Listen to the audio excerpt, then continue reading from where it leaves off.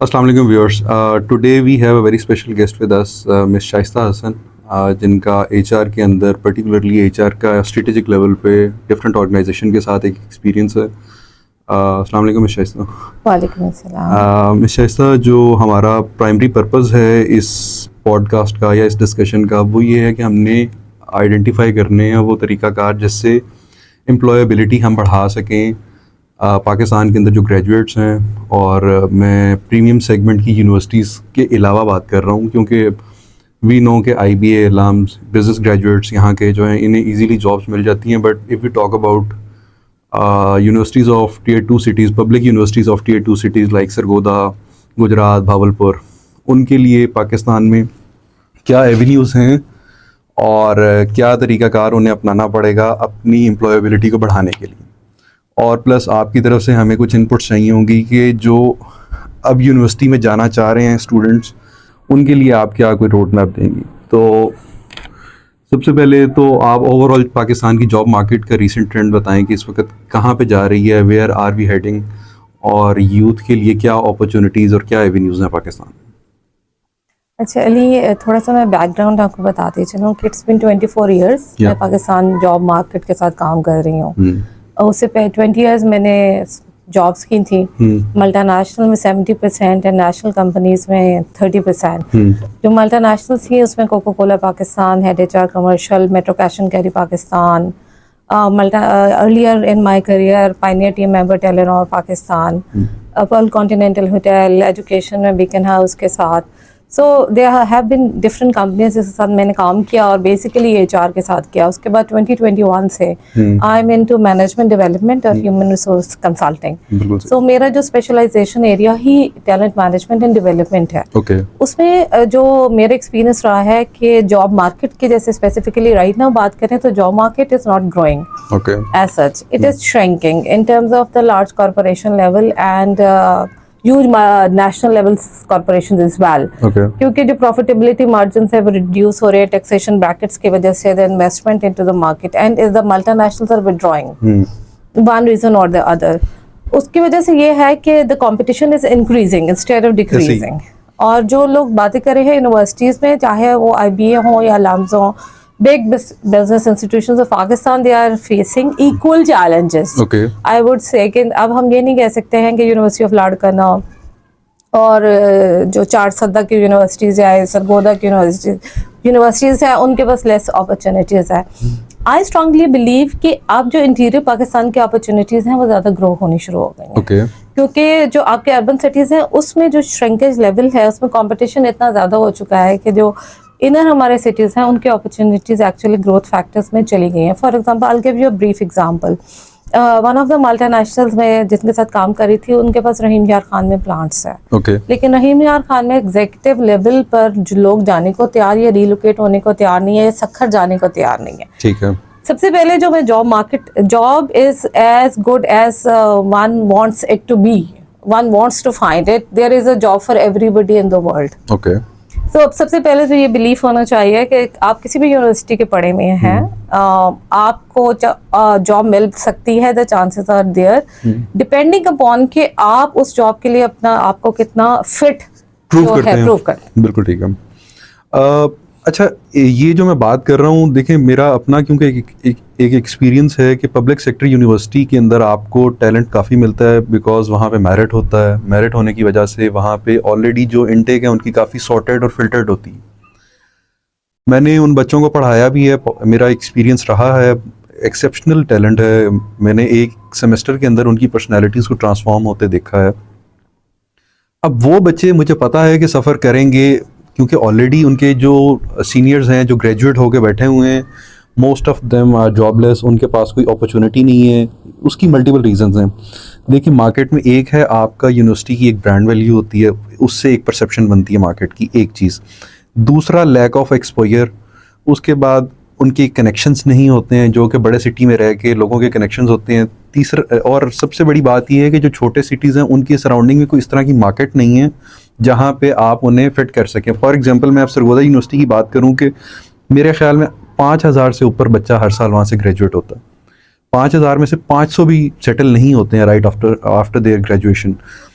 अब इस उनकी जॉब ना मिलने से ज़्यादा बड़ा चैलेंज ये है कि आपको पता है कि मेजॉरिटी जो पब्लिक सेक्टर यूनिवर्सिटीज़ के अंदर पढ़ रहे हैं और सरगोदा यूनिवर्सिटी के अंदर पढ़ रहे हैं, मैं सरगोदा की बात इसलिए कर रहा हूँ क्योंकि मेरा अपना एक्सपीरियंस है उसका, वो या मिडिल क्लास हैं या लोअर मिडिल क्लास हैं। उनके पास, उनके पेरेंट्स के पास जो कुछ था उन्होंने बच्चों की एजुकेशन पे लगा दिया, होपिंग कि ये ग्रेजुएट होगा और हमारे दिन बदलने वाले हैं। लेकिन जब वो बच्चा बेरोजगारी की वजह से जो घर के अंदर ओवरऑल एक डिप्रेशन लेके आता है, आप ये देखेंगे एक बहुत बड़ा इशू बनता जा रहा है जो ओवरऑल पाकिस्तान के लिए मैक्रो लेवल पे एक बहुत बड़ा, जब ये कलेक्टिवली हम देखेंगे कि हर घर में अनएम्प्लॉयमेंट की वजह से कितना ज़्यादा डिप्रेशन बढ़ रहा है। और ये नहीं है कि ये मामला यहाँ पे रुक रहा है, हर साल पहले से ज़्यादा ग्रेजुएट्स आ रहे हैं, हर साल पहले से ज़्यादा बेरोजगार जो हैं वो आपकी सिस्टम के अंदर आ रहे हैं। सो इस चीज़ को हम कैसे एड्रेस करें? बड़ा इम्पॉर्टेंट है the mindset change of the universities, चाहे यूनिवर्सिटी ऑफ सरगोदा को स्पेसिफिकली जैसे हम राइट नाउ बात कर रहे हैं। सबसे पहले बात यह कि डिग्री को और जॉब को आप डिसोसिएट करते हैं। सबसे पहले जो जॉब मार्केट में आपको देखना पड़ेगा, आपने डिग्री किसी भी फील्ड में की है, अगर आपने डिग्री एक ऐसी पिक कर लिया है, for example masters in Urdu कर लिया या मास्टर्स इन इंग्लिश कर लिया और इंग्लिश लिटरेचर, क्योंकि मैं कुछ लोग कैंडिडेट से मिली भी सरगोदा एरिया में, और वे वहाँ पे वो लोग ढूंढ रहे हैं कि जी हमने जिस सब्जेक्ट में स्पेशलाइजेशन किया हमें उसी में जॉब चाहिए। अगर स्टूडेंट्स और ग्रेजुएट्स का ये माइंडसेट होगा तो आपको जॉब कभी भी नहीं मिलेगी। बिल्कुल ठीक है। वहाँ क्या, बल्कि आपको इंटरनेशनली भी जॉब्स मिलना मुश्किल है। बिल्कुल सही है। What you have to do is कि आपने जो काम करना है वो ये करना है कि सबसे पहले ये सोच लें, अपनी डिग्री को एक दफ़ा एक आप साइड पे रखते हैं, आपने monetisation of your skills and competencies करनी है और आपने पैसा अर्न करना है। और मैं आपको बताऊँ, किसी भी यूनिवर्सिटी के आप ग्रेजुएट हो, सबसे बड़ा जो चैलेंज आ रहा होता है बच्चों को मोनेटाइज नहीं करना आ रहा होता। ठीक है। तो अगर आपको मोनेटाइजेशन ऑफ योर डिग्री नहीं करना आ रहा या स्किल सेट नहीं आ रहा, तो आप जो है वो कभी सक्सेसफुल हो नहीं सकते। फॉर एग्जांपल, इसके मैं एक प्रैक्टिकल एग्जांपल देती हूँ। जो सबसे ज्यादा जॉब अपॉर्चुनिटीज क्रिएट हो रही हैं वो सेल सेक्टर की हैं। ठीक। इन एनी केस किसी बिजनेस को सेल्स की ऑल टाइम जरूरत होती है, चाहे वो रियल एस्टेट हो, चाहे वो मैन्युफैक्चरिंग हो, वैसे भी हम चाहे वो बैंकिंग हो, सर्विस बेस्ड है इकोनॉमी है हमारी, हम ऐसा इसको प्रोडक्शन वगैरह तो करते नहीं है, तो जो हम लेके आ रहे हैं जाहिर सी बात है वो सेल भी करना है किसी ने जी। exactly. तो ज्यादा सर्विसेज की हमारी जो है ना, सर्विसेज में बेसिकली आपके प्रोडक्ट की डिलीवरी भी आ जाती है। The commercial department. या अच्छा, अब जो हो रहा है वो ये है कि क्योंकि हमने थेरेटिकल डिपार्टमेंट्स में हमने बहुत ज्यादा फोकस करना शुरू कर दिया है, और उसमें यह है कि हम प्रैक्टिकली जो है, कोई बच्चा फील्ड में जाने को तैयार नहीं है। अगर एक बच्चा फील्ड में जाकर आप जो है अपना, जैसे लिटरली कह जाते पसीना नहीं बहा सकते, और पाकिस्तान जैसे कंट्री में तो इट्स वेरी डिफिकल्ट, और 4 to 5 years first in the job market आपको चाहिए कि आप फील्ड में जाएं। बिल्कुल सही है। आप रिटेल पे जाएं, आप डिस्ट्रीब्यूशन मार्केट्स में जाएं, आप एग्रीकल्चर में जाएं। बिल्कुल ठीक। और वहां पे ढूंढें। सही है।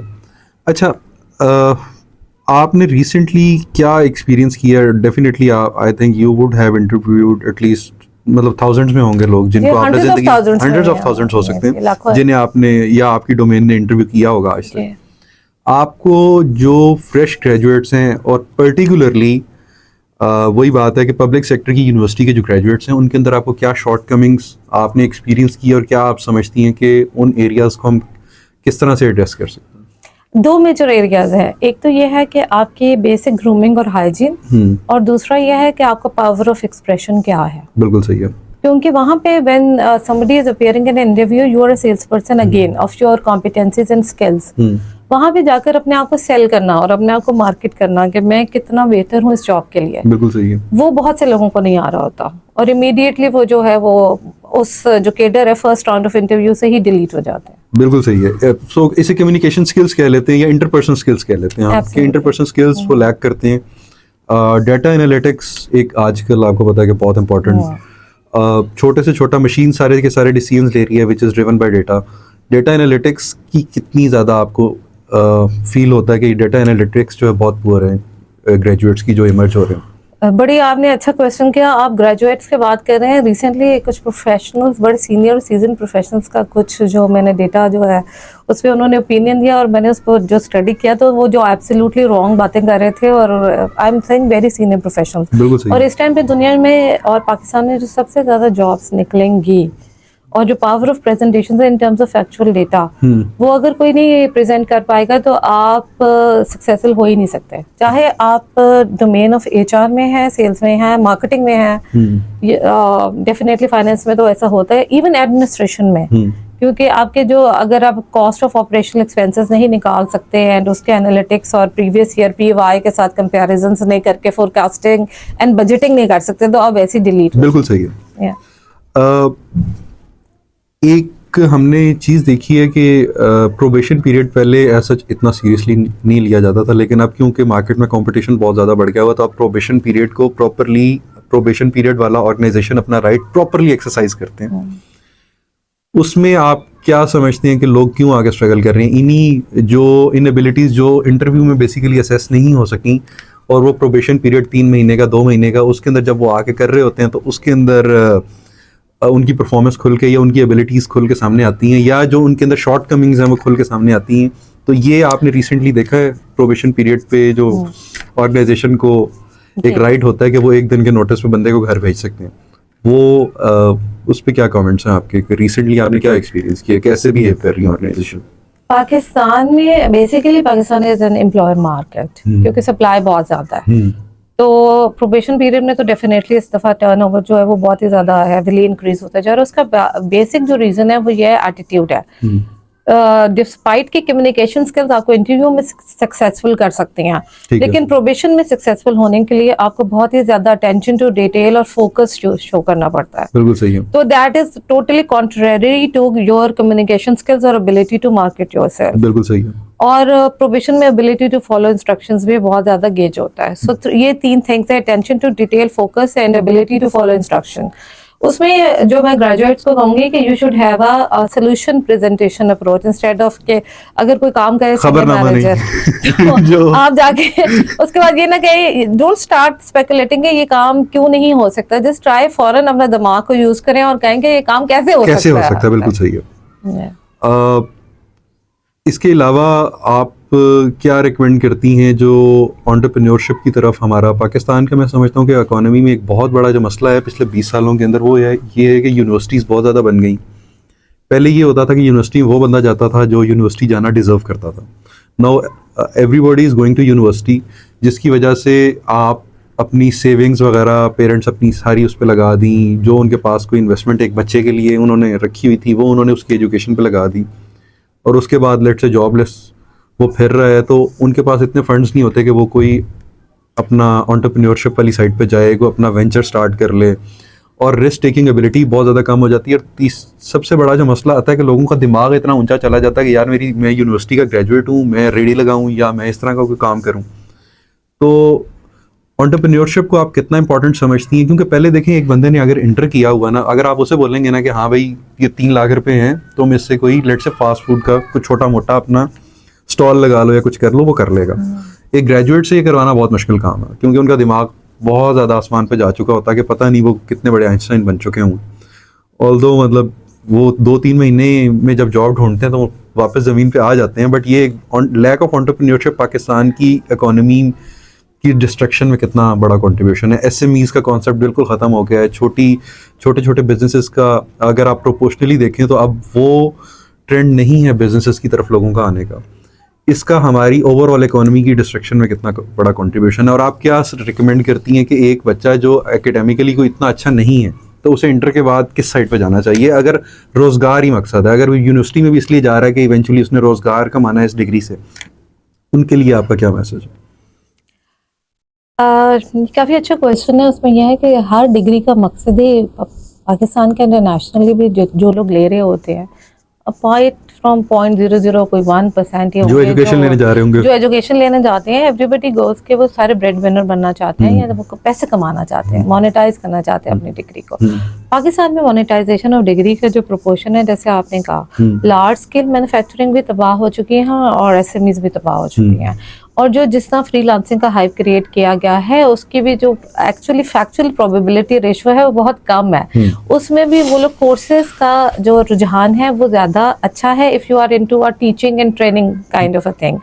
सो it's very important for graduates to realise कि जब वो डिग्री ले रहे हैं तो डिग्री के बाद उन्होंने स्किल एनहांसमेंट के कोर्सेज करने हैं। टू टेल यू ऑनेस्टली, मैंने अपने बच्चों को स्कूल्स के साथ, हालांकि they are into good private schools, लेकिन मैंने उनको अभी फौरन ही उसमें कोडिंग और उसमें डाल दिया है थोड़ा सा, और उनकी उस स्किल्स पे ज्यादा मैं काम कर रही हूँ इंस्टेड ऑफ के अनकॉन्शियसली और कॉन्शियसली भी कि मुझे पता है कि इसका कोई फायदा नहीं होना। Degree is a piece of paper now, जिसको लेकर आप उसमें पकौड़े खा सकते हैं, लेकिन इसका कोई फायदा नहीं है। कोई भी इंटरव्यू, रिक्रूटर भी डिग्री पे आपको पता ही है, because you have had experience with multinationals, कि आपका CGPA चेक ही नहीं होता और ऑन द टॉप आपको रट्टा करना सिखा दिया जाता है और आप यह समझते हैं।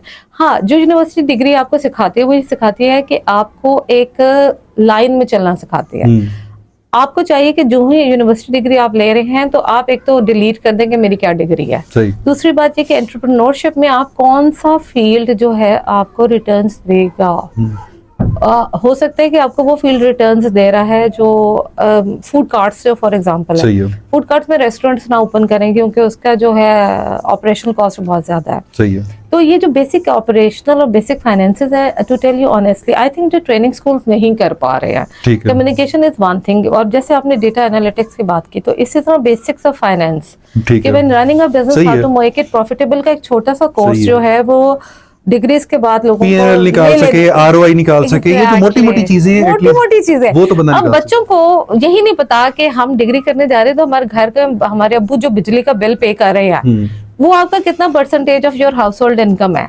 अगर इतनी छोटी बजटिंग लोगों को नहीं आ रही, आई एम टेलिंग यू कि they are tend to fail, चाहे वो एंटरप्रेन्योरशिप में चले भी जाए। बिल्कुल सही है। ये बताएं कि जो एकेडेमिया और इंडस्ट्री का आपस में कोई कनेक्शन नहीं है पाकिस्तान के अंदर, जो इंटरनेशनली मेरे कुछ दोस्त हैं जिन्होंने बाहर से डिग्रीज की हैं, वो बताते हैं कि वहाँ पे इंडस्ट्रीज़ जो हैं वो रिसर्च को फंड करती हैं और यूनिवर्सिटीज़ अपने आप को जो है वो अप टू डेट करती हैं as per the requirement of job market और एंड इंडस्ट्री। इसका कितना बड़ा कंट्रीब्यूशन है? मैं IT सेक्टर की, कंप्यूटर साइंस सेक्टर की बात करूँगा क्योंकि वो मैंने रिसेंटली एक्सपीरियंस किया है कि पब्लिक सेक्टर यूनिवर्सिटीज़ के अंदर अभी तक C++ पढ़ाई जा रही है, उस जबकि अब पाइथन आ गई है, तो पता नहीं कौन कौन सी, मेरा तो ऑब्वियसली मतलब CS एरिया ऑफ एक्सपर्टीज नहीं है। वो लोग जाके ज़ीरो से स्टार्ट करते हैं, अगर उन्हें कोई जॉब मिल भी जाती है उन्हें ज़ीरो से स्टार्ट करना पड़ता है। तो ये इस चीज़ को किस तरह से यूनिवर्सिटी बेहतर कर सकती है, या आइडियली क्या होना चाहिए कि ताकि एटलीस्ट जब जो जॉब में जो एम्प्लॉयर है जो अपने उस जो फ्रेश ग्रेजुएट को हायर कर रहा है उससे क्या एक्सपेक्ट, जो कुछ एक्सपेक्ट करती है वो डिलीवर कर सके। सो एकेडेमिया और इसके कनेक्शन कितना इंपॉर्टेंट है? अच्छा, इसमें अली 10 साल से बात हो रही है एकेडेमिया इंडस्ट्री लिंकेजेस की, उसके कुछ फोरम्स का पार्ट रहे हैं। उसमें मसला जो आ रहा होता है वो एकेडेमिया में लोगों की बड़ी इन्फ्लेटेड ईगोज है, क्योंकि मैं सारी उम्र इंडस्ट्री के साथ रही हूँ। और बीच में we have tried very seriously कि हम जाके कुछ दें, और वो जाके जब वो वहाँ पे बात करते हैं, इंडस्ट्री के जो प्रोफेशनल्स जाके एकेडेमिया के साथ कोलैबोरेट करते हैं, वो कॉम्पिटेंस बेस्ड नहीं कर रहे होते। उसमें ये है कि आप एकेडेमिया के किस प्रोफेसर के या किसी VC के साथ कितने अच्छे आपके कोलैबोरेशन और ताल्लुकात हैं, और उसमें वो ये मेरिट और कॉम्पिटेंस, और ऐसा नहीं है कि इंडस्ट्री नहीं कर रही है। अभी भी बड़े बड़े बिजनेस स्कूल्स में देखें, कैफेटेरियाज जो हैं, कैंपेन्स जो हैं, वो इंडस्ट्री कर रही होती है, क्योंकि उनको वहां से, और it's a win-win relationship actually, क्योंकि उनको भी वहां से टैलेंट चाहिए होता है और उनका बिजनेस रन होता है।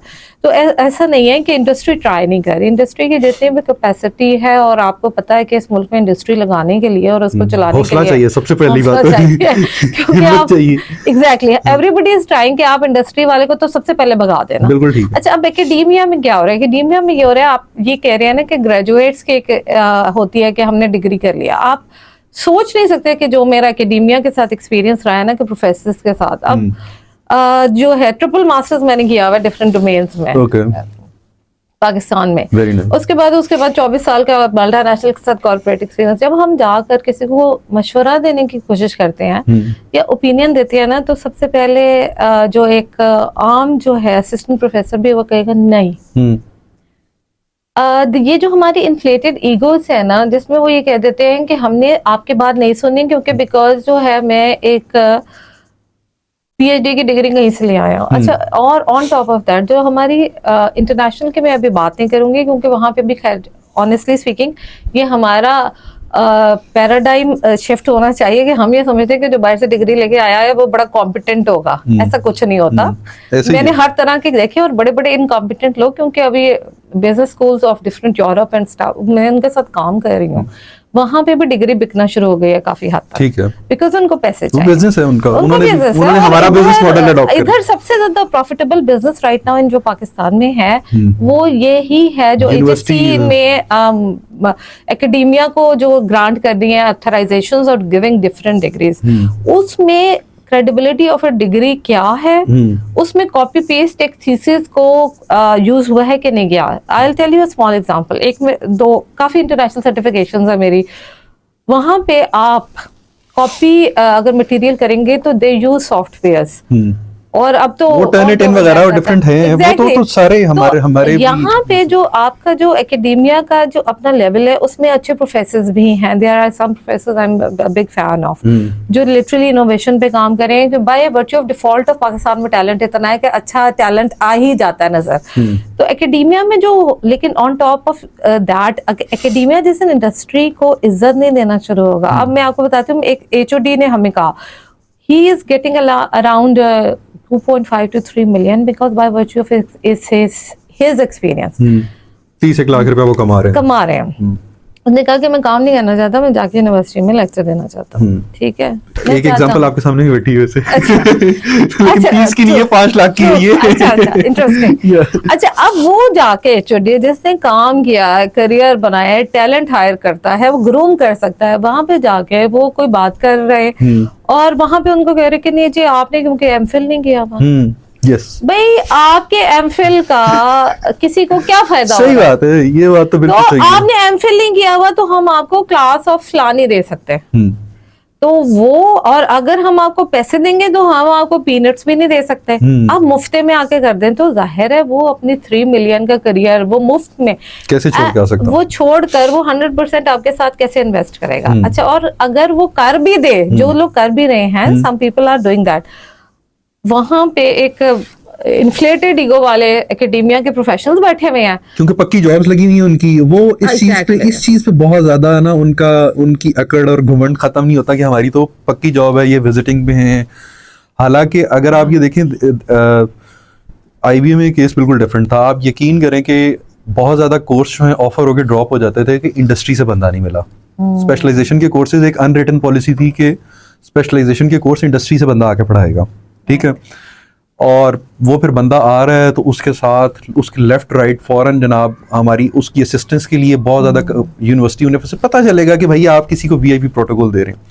यहाँ पे असल में ना जो पब्लिक सेक्टर यूनिवर्सिटीज़ का मसला ये है कि यहाँ पे विजिटिंग उनको बुलाते हैं जब इनके कोर्सेज एलोकेट कर देते हैं और पढ़ाने को बंदे पूरे नहीं, और जो उनके फ्रेश ग्रेजुएट्स होते हैं ये बेसिकली उन्हीं को विजिटिंग पे रख रहे होते हैं। तो इनके लिए एक बंदा जो 12 साल कॉर्पोरेट से एक्सपीरियंस लेके आ रहा है और एक उन्हीं की यूनिवर्सिटी के एक विशेष साइकिल के अंदर घूमने वाला, वहां से जो ग्रेजुएट वही आप विजिटिंग पे रखेंगे, फिर जब जॉब्स आएंगी आप उसी को परमानेंट कर लेंगे। जीरो एक्सपीरियंस के साथ आप एक बिजनेस स्कूल चलाई जा रहे हैं धड़ाधड़ हजारों की तादाद में हर यूनिवर्सिटी हर साल हजारों की तादाद में बेरोजगार पैदा कर रही है। लेकिन ये है कि ये बहुत बड़ा मसला है कि उनकी ईगो से ज्यादा मेरा ख्याल है आप इसे इनसिक्योरिटी बोलेंगे, कि अगर आप उनके मॉडल्स को जो एक कन्वेंशनल तरीका कार चलता आ रहा है अगर आप उसे आगे चैलेंज करते हैं तो फिर उनकी पोजीशन जो है वो जेपरडाइज होती है। अली एक्चुअली ये बात है कि एकेडेमिया में भी अगर कोई बंदा कॉम्पिटेंट है तो वो इनसिक्योर नहीं होता। ठीक है, मैंने ऐसे भी प्रोफेसर देखे हैं जो कॉम्पिटेंट हैं, बट प्रॉब्लम यह है कि उनको भी इतनी ही इनसिक्योरिटीज उन्हीं लोगों में ज्यादा होती हैं जो लोग इनकॉम्पिटेंट होते हैं। इनकॉम्पिटेंसी जो है ब्रीड्स इनसिक्योरिटी, और वो ईगो का एक कैमोफ्लेज वो कवर यूज कर रहे हैं। बिल्कुल सही है, वो अपनी अथॉरिटी और पोजीशन जो है ना उसे वहां पे पोर्ट्रे करके और वहां से अपनी वो अपनी लॉजिक पे हमेशा डिफीट होते हैं, हमेशा सिर्फ और सिर्फ अपनी जबान ऊंची करके। मेरा भी एक्सपीरियंस इस तरह का रहा, my interview went horribly wrong, हालांकि लेक्चरर का था और मेरा ऑनेस्टली मैं टीचिंग करना चाह रहा था, सिर्फ और सिर्फ ही मेरा पैशन है, because my mother taught for almost 40 years, तो जीन्स के अंदर भी कहीं ना कहीं है और मुझे लगता है कि मैं एक अच्छा टीचर हूँ। क्योंकि मेरा एक कज़न था वो HSN में पढ़ता था, उसका ना मैथ्स में E ग्रेड आया था, मैंने 3 महीने उसे पढ़ाया, उसका A आया। उस दिन से मुझे पता चल गया मैं टीचर बहुत अच्छा हूँ, हालांकि मैं मैथ्स में बहुत अच्छा नहीं था। फिर इसके अलावा अभी रिसेंटली मैंने जिन स्टूडेंट्स को पढ़ाया, एंटरप्रेन्योरशिप की क्लास पढ़ाई, मैं बहुत खुश हूँ। 3 से 4 उन्होंने वेंचर स्टार्ट हो गए with the investment of less than 50,000, groups ने काम करना शुरू किया। तो मैं ये समझता हूँ कि बच्चों में बहुत ज़्यादा टैलेंट है। देखें अभी कंप्यूटर साइंस के जो मेरिट क्लोज हुआ है वो 980 पे हुआ। सेल्फ सपोर्ट का होता है कि मतलब आपने थोड़ी सी डबल फी पे करनी होती है। पब्लिक सेक्टर यूनिवर्सिटी में 980 नंबर पे मेरिट क्लोज हो रहा है, which is almost 90%, 89 point something percent. उस बच्चे ने 4 साल अपनी जिंदगी के सबसे बेहतरीन साल कौन से, 18 से 22 उसने आपको दिए, और उसके बाद आप उसे बदले में क्या दे रहे हैं? उसके घर में मायूसी, उसके घर में एक डिप्रेशन। इस चीज पे ओवरऑल पाकिस्तान कैसे इस चीज से बाहर आ सकता है? क्योंकि देखिए हमें पता नहीं कौन किन नारों के पीछे लगा दिया और कौन कौन सी हमें आइडियोलॉजीज और किन किन बहसों में लगा दिया। जो करने वाला काम ये है कि भाई माँ बाप ने आपके ऊपर इन्वेस्ट किया है, अब आप बड़े हो गए हैं, आप जवान हो गए हैं, 22 साल 25 साल के हो गए हैं, अब आपका काम है कि अब आप माँ बाप के जो है वो सहारा बने, बजाय इसके कि आप उनकी ब्लड प्रेशर हाई करने का रीज़न बने या आप उनकी परेशानी का रीज़न बने। इस चीज़ पे हमें क्या ऐसे स्टेप लेने चाहिए इंडस्ट्री को या एचआर प्रोफेशनल्स को या मुझ जैसे लोगों को कि हम झंझोड़ें उन्हें थोड़ा रियलाइज़ हो कि यार आप पूरी की पूरी जनरेशन तबाह कर रहे हैं। ऑलरेडी आप देखें कि अनएम्प्लॉयमेंट, जो वो लोग जो हायर नहीं हुए, जो बेरोजगार फिर रहे हैं, उनका ऑलरेडी एक बफर बहुत ज़्यादा है और वो बफर ऐड होता जा रहा। मार्केट आगे इतनी रिसेप्टिव नहीं है जितनी पीछे से इंटेक आ रही है। इस सारे ये एक बहुत कॉम्प्लेक्स आप समझे सिस्टम बन चुका हुआ, बहुत बड़े प्रॉब्लम में है जिसे कोई बंदा नहीं देख रहा। हम लेट से, मैं नहीं कहता, मुझे किसी के नारे से कोई मसला नहीं, इसलिए मैं मेंशन भी नहीं करूंगा, लेकिन उस साइड पे हमारी यूथ भी लग गई है। मेन मसला ये है कि आप काम वाली साइड पे ना आ रहे हैं, ना रोजगार वाली साइड पे आ रहे हैं, ना रोजगार की अपॉर्चुनिटीज़ हैं। इसके लिए हमें exactly being a professional, being a Pakistani, हमें क्या ऐसे स्टेप्स लेने चाहिए या क्या हमारे पास तरीकाकार है कि हम अपनी यूथ को गाइड कर सकें, उनके लिए एम्प्लॉयबिलिटी बढ़ा सकें? क्योंकि यूनिवर्सिटीज़ अभी तक नहीं कर रही, और यूनिवर्सिटीज़ को झंझोड़ सकें कि भाई आप हमारी यूथ के साथ ये सब कुछ ना करें। जी भाई। ये जो आपने बात की ना, यह डायलेमा है हमारे मुल्क का, उसमें जो कॉन्सेप्ट है वो ये है कि it should start from self. अगर हम जो है 25 करोड़ को बदलना शुरू कर देंगे तो वो कभी नहीं होने वाला इन आवर लाइफ स्पैन। बिल्कुल सही। तो सबसे पहले ये है कि आप अपने आप को बदलें और try to get opportunity for yourself. आप एंटरप्रेन्योर बने या जॉब मार्केट में जाएं, एग्जीक्यूटिव बनना चाहें या फ्रीलांसर बनना चाहें, जो भी बनना चाह रहे हैं, ग्रेजुएट्स को मेरा मशवरा ये है कि आप उससे शुरू करें कि मैं ज़ाती तौर पर। दूसरा आपकी चीज़ है आपकी फैमिली, फ्रेंड्स और जो आपका सर्कल है, उसमें से 10 से 15 लोगों की ज़िंदगी चेंज करने की कोशिश करें। बिल्कुल ठीक है, बिल्कुल सही। और then increase the span of influence, जो सर्कल ऑफ इन्फ्लुएंस आप बढ़ाते हो वो बहुत आहिस्ता होगा। अगर आप एकदम ही आकर, हम थारों का मसला ये है कि ये भी है कि हम एज अ कंफ्यूज नेशन जो है ना, बहुत कुछ चेंज करना शुरू कर देते हैं इकट्ठे ही मिल गए, जो पॉसिबल ही नहीं है। तो सबसे पहले मेरे ग्रेजुएट्स को, जो स्पेशली आप जिस एरिया को लुक आफ्टर कर रहे हैं और स्पेशली आप जहाँ पे डिफरेंस क्रिएट कर रहे हैं, मैं ये कहूँगी कि उस एरिया को अगर देखा जाए तो अपॉर्चुनिटीज बहुत ज़्यादा भी हैं, टैलेंट भी बहुत ज़्यादा। मैंने एक्सपीरियंस किया, मेडिकल में मैंने जो एक्सपीरियंस किया है कि सरगोदा एंड सराउंडिंग्स में जो डॉक्टर्स हैं, यस, और there had been 2 reporters of mine, 2 female reporters of mine, और उनके में ग्रूमिंग और उनका level of execution, they are working in Lahore, और जो अब एक one of the top multi nationals के साथ है। तो ऐसा नहीं है कि ग्रोथ फैक्टर है नहीं, होता यह है कि हम स्टेप बाय स्टेप नहीं जाने की कोशिश कर रहे होते। सारी सीढ़ियाँ इकट्ठे चढ़ने की कोशिश करेंगे तो we can not take a jump. अच्छा, नहीं, हम ये तो बात कर ही नहीं रहे कि कोई बंदा कितनी जल्दी मैनेजर, सीनियर मैनेजर या सीईओ बन रहा है। हम ये बात कर रहे हैं कि एक फ्रेश ग्रेजुएट है, और मैंने आपको बात की कि पब्लिक सेक्टर की ही हम बात कर रहे हैं। उसकी वजह यह है कि वहाँ के स्टूडेंट्स टैलेंटेड हैं। मैं कह रहा हूँ कि सबसे पहले तो उनकी बात करेंगे जो वाकई ही डिजर्विंग भी हैं, और वो लोग सफ़र कर रहे हैं, तो सबसे पहले मैं उन्हीं की बात कर रहा हूँ। उनको जॉब मिलने की प्रोबेबिलिटी कैसे बढ़ाई जा सकती है, या वो किस तरह से जॉब ढूंढें इस सारे प्रोसेस से। और ख़ास तौर पे मैं लाहौर की बात नहीं कर रहा, मैं बात कर रहा हूँ आपके Tier 2 सिटीज़ की। सरगोदा इज़ एन एग्जांपल, आपके पास भावलपुर है, गुजरात है, हर जगह ही, हर दूसरे तीसरे सिटी के अंदर जो है वो इस वक्त यूनिवर्सिटी बनी हुई है, बल्कि एक एक सिटी के अंदर कई कई पब्लिक यूनिवर्सिटीज़ बनी हुई हैं। उनके लिए आपकी क्या सजेशन? सर्टिफिकेशंस और कोर्सेज करें, सर्टिफिकेशंस, और अपनी स्किल डेवलपमेंट पे काम करें। जी, आप स्किल डेवलपमेंट पे काम करें, और वहाँ पे जाएं जो लोग आपको प्रोफेशनल्स जो हैं वो कुछ सिखाने की कोशिश कर रहे हैं। बिल्कुल सही है। और उनकी बात सुने।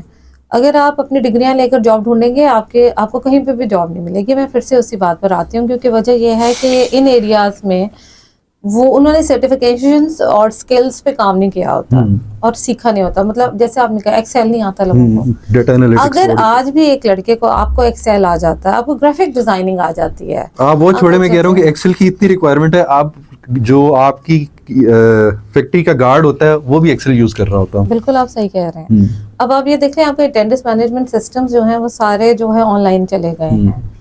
Each and everything is a science in a way कि, लेकिन आपको वो आनी चाहिए। जो लोग इवन प्रोफेशनल्स भी हैं, एक में रे ऑफ होप आपको ये बात नहीं है कि जो प्रोफेशनल्स है वो सीख नहीं रहे होते।